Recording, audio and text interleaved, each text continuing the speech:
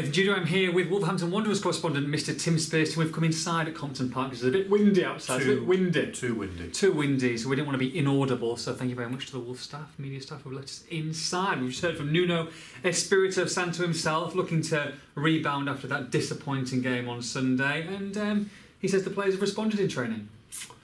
He said he'd be disappointed if they hadn't, which is a fair point. And yeah, he'll have wanted to see a reaction from them in training. And it certainly suggests he's got it. So we'll see how they shape up tomorrow night. Well, that's the $64,000 question: is, has he got a response from those same 11, or do you think that now is time for change?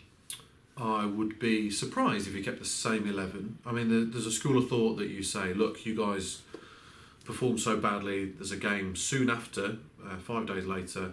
Go out and put right what you did so wrong against Huddersfield, and we know that if it was to be that 11, they're good enough to beat Cardiff. But then there's a school of thought saying, look, you can't play any worse than that. You've got some good, expensive players on the bench. Why not use them? And I think we'll see. I don't think we'll see wholesale changes at all. You're in that dressing room now. You've got the whiteboard. You've got your digits. Who are you bringing in? You're Nuno. Put yourself into Nuno's mind. I would be complicated mind. I'd be surprised if he kept the same midfield too. Really? So Moutinho would be the likely one to go. He's dragged Moutinho off at half time last weekend. Dragged him off against Spurs as well when they were 3-0 down. It just depends what approach he wants to go for against Warnock's Cardiff, which must be borne in mind. I don't think it'll all be about what Wolves can do. I think he'll have one eye on what Cardiff can do as well. We know it's going to be a physical game. They still like the long throws and the set pieces and whatnot. It'll be towels on the touchline. It'll be a different kind of game to normal. It's not going to be like Arsenal away, is it? No. So a bit of a horses for courses approach. Personally, I'd be looking at maybe it's time to give Moutinho a bit of a rest. And then you've got Sace and Dendoncker in theory as your options. Not Morgan Gibbs-White. I don't think so. I don't think for this one. Steeple wrote an interesting column today and advocated bringing him in for Neves because he likes Morgan Gibbs-White being a box-to-box player that's incessantly positive and loads of energy and getting his head up and playing.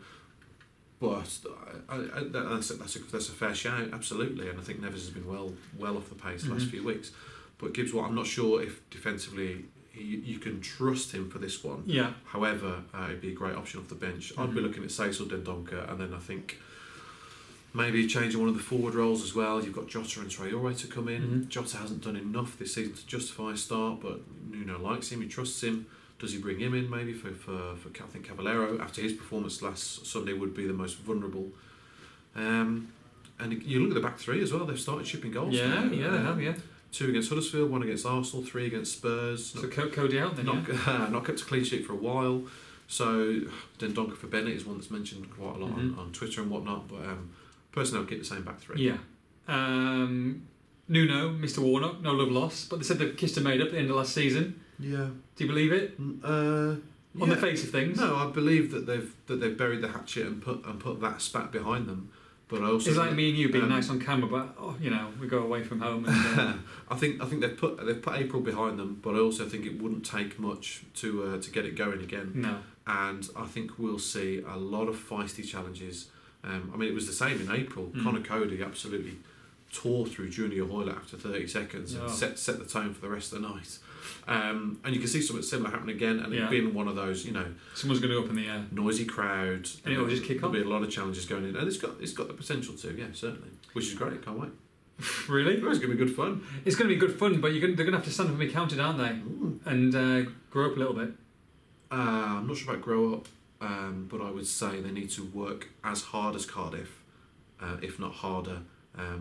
And if they do that and play their football, then they'll be okay. But it's a big game for Wolves. It's a massive game for Cardiff because every single point is vital for them, especially at home. And the crowd is going to be on top of them, and it's going to be on top of Nuno as well. He's going to get some stick, isn't he? He will, after what happened last season. Certainly, he'll get a lot of stick, but he won't mind that. I think he'll quite relish that. I don't see that having any kind of impact on the game, really. I think Wolves will kind of relish this occasion. We saw it a lot last season.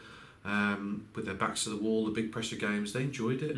They revelled in it. Middlesbrough away, bloody hell, it couldn't be more under the cosh than that. Sure. Down to 9 men, backs to the wall stuff. We all loved it. I really loved it. So they embraced that last year, and I think they'll do the same again. Okay, But prediction. there are concerns here because they haven't won in 5, and they look a team a little bit short confidence. We've got to get out of here because people need this room. Give me a prediction. Wolverhampton Wanderers against Cardiff City, Mr. Timothy Spiers. I would take a draw.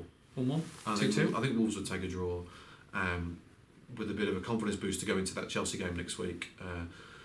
I think you go into this game saying you avoid losing it at all costs. Yeah. And I think number one priority for Nuno will be clean sheet. And I bet you he'd take a 0-0 right now, just to avoid another defeat and go into that Chelsea game. Because the issue is Cardiff are one of the teams trying to chase Wolves. And I know that they're in 11th place and they're in a very secure and comfortable position. But if they lose to Cardiff and results don't go their way at the weekend, then you start looking over your shoulder. Going into the busiest month of the season, that's not what you want, with a whole host of games coming up. So avoiding defeat at all costs is numero nuno. Oh, wow. How has that not been used as a headline yet? See you later. Myself and Tim Spiers will be in Wales tomorrow for all the latest Wolves news. Make sure you log on to Express and Star.